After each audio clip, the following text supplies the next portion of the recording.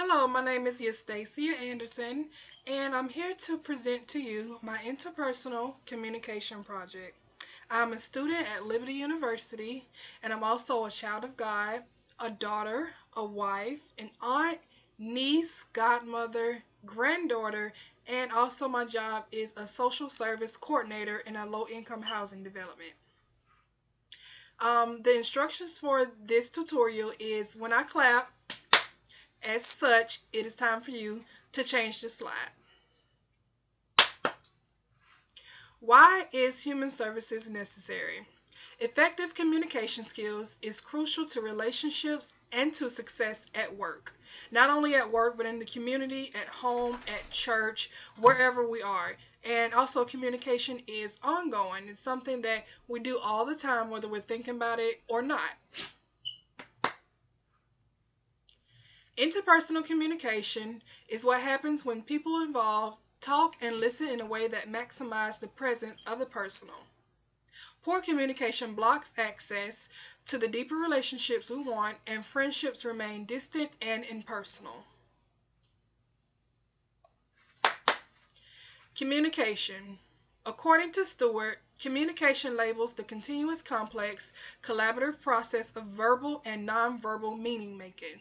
6 features of communication may include meaning, choice, culture, identities, conversation, and nexting. It may sound complex, but when you're doing it every day over and over, you don't really think about it. It's something that we've done all throughout our lives and we don't really think about anymore.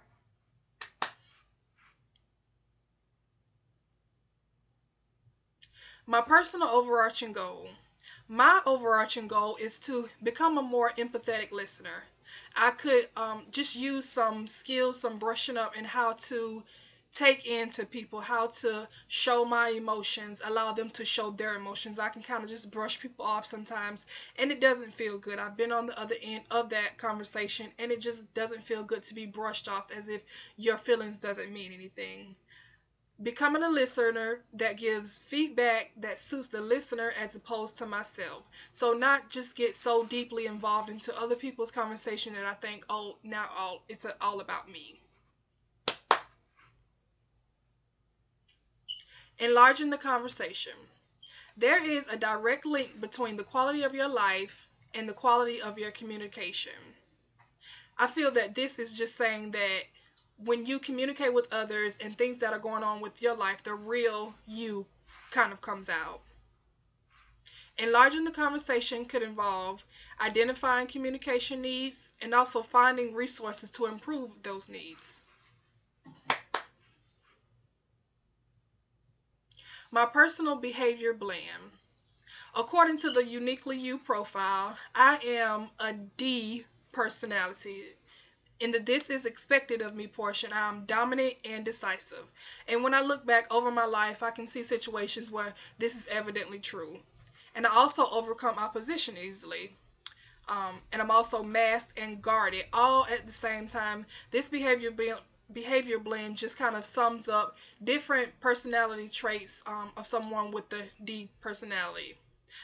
In the DIC graph 2 portion, this is me. I'm known to be a skeptic, have been known to question authority, and also have casual and open behavior. Defining me. In the this is expected of me portion, some highs include I don't give up easily. I'm very determined, driven, and I hold firm to the things that I believe in. I don't allow people to tell me how I should feel. I'm my own person. On the other hand, in the lows category, I'm known to block out the feelings of others. That's something that I could work on. And have too much ambition. There's a point, there's a line where you can be driven too much. Yes, you should get things done, but to kind of block out everything else and other people's feelings is maybe not the route to take. Potential barriers. A listening barrier occurs when somebody hears what they want to hear and not the real message that is being communicated. According to Burley Allen, I have an interrupter style of listening. I'm known for engaging in conversation and stopping the person who's talking in the middle of the conversation to either make a statement of my own or to ask questions. I should just let them completely get their thoughts out so that way they won't, in the middle of their statement, be like, oh, you made me forget what I was going to say. And also, another barrier is intellectual or logical listener.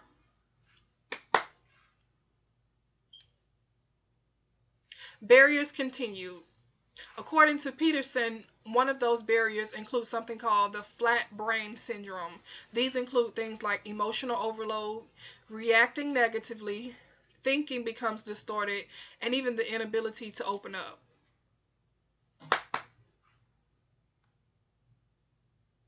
Internal noise pollution. Internal distractions are things people do internally to build barriers that prevent them from listening effectively.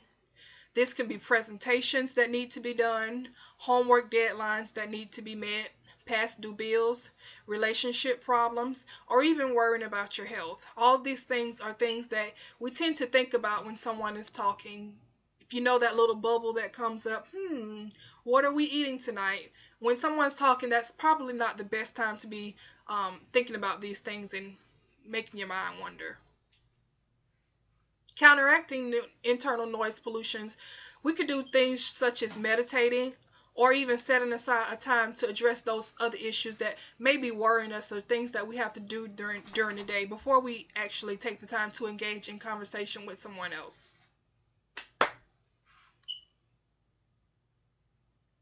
External noise pollution. External noise pollution are things that cause a distraction and prevent you from listening to your full potential. Loud noises, interruptions, talker whispering, clock watching, and work and time limit pressures.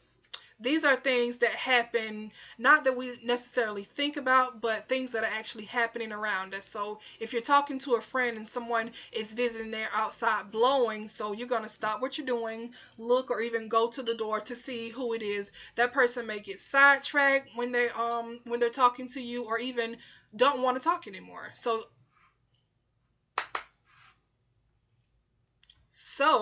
here are some things that would counteract those external noise pollutions.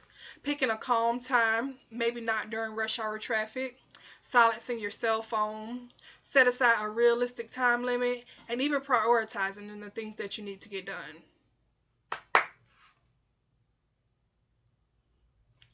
My personal plan of action. Well, my ultimate goal is to become a better, more empathetic listener, and my goal is to listen compassionately and without judgment. I've been known to jump to conclusions and blame people for certain things when engaging in conversation with them. So I personally could work on being more patient, more empathetic, and be clearer in my statements. I don't want someone come back a week later and say, well, did you mean this? I could be straightforward and clearer in my statements. I hope that you guys enjoyed my presentation. Hi, Professor. Thank you and have a blessed day.